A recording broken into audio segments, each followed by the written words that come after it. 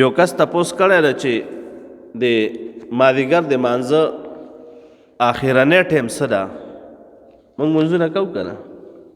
زه کله کله چې ترجمه وکړم نو د مؤذنینو حضراتو ته یو عرض کومه که نه چې روره اذان خو کوي خو طریقې باندې اذان کوه او بل لا چې ټیم وپېژنه نو اذان کوه.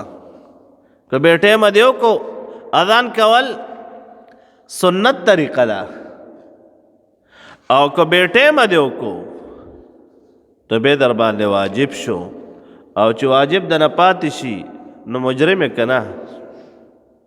نو لہذا چې اذان دې وکړو بې ټیمه دې کړی وي نو اذان دې نه ده شوی. خلکو په دغې اذان باندې چا مونځ وکړو بې ټیمه یې مونځ وکړو زنانه ښځې خو نه پوهېږي هغوی غریبانان خو اکثر چې اذان واوري بس مصله راوالي بس په مونځ باندې ودرېږي. نو که چا بې ټیمه اذان کړی وي او هغوی بې ټیمه مونځ وکړو او بې ټیمه خو مونځ نه کېږي که نه. الله پاک جل جلاله قرآن پاک کې فرمایي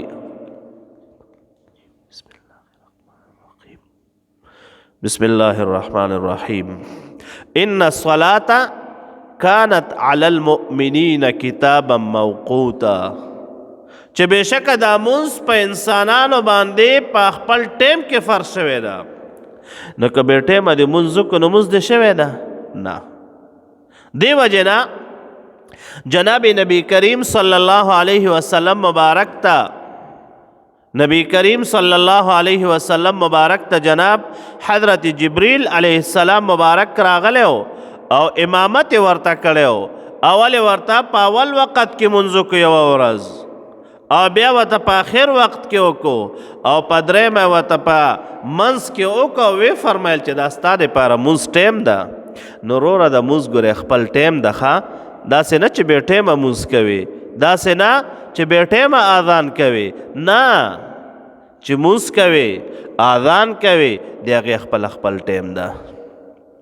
نو د مازدیګر د مانځه په باره کې دا چا تپوس کړی ده چې اول وخت یې څه ټیم ده یعنی د مازدیګر مونځ کم ټیم نه روا کیږي. نو زمونږ علما کرام فرمایي چې د ماسپښین ټیم ووتو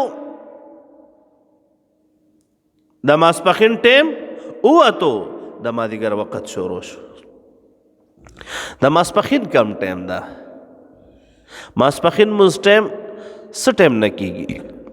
نو اول وخت د ماسپښین اذا زالت الشمس زمونږ فقهای کرام فرمایي کله چې نور زایله شو دا اولنی ټیم ده. او آخر وخت څه ټیم ده؟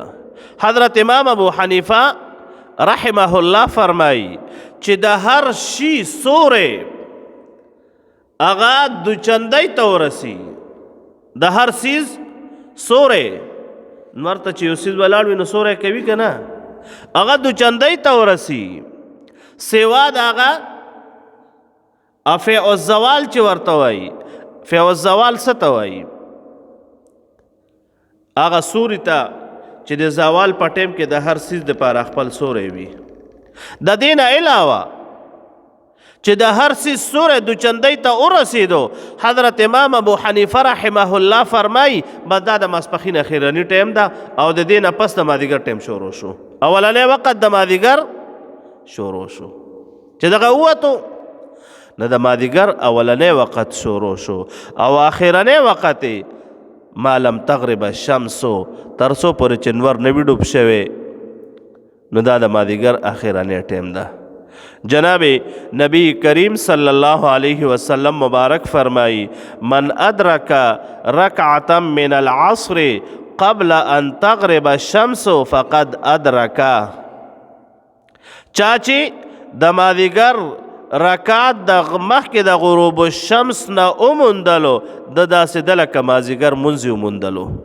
نو غروب الشمس نه مخکې دا د څه شی دا د مازدیګر اخرنی وخت ده او چې غروب وشو بس مازدیګر ټیم ختم.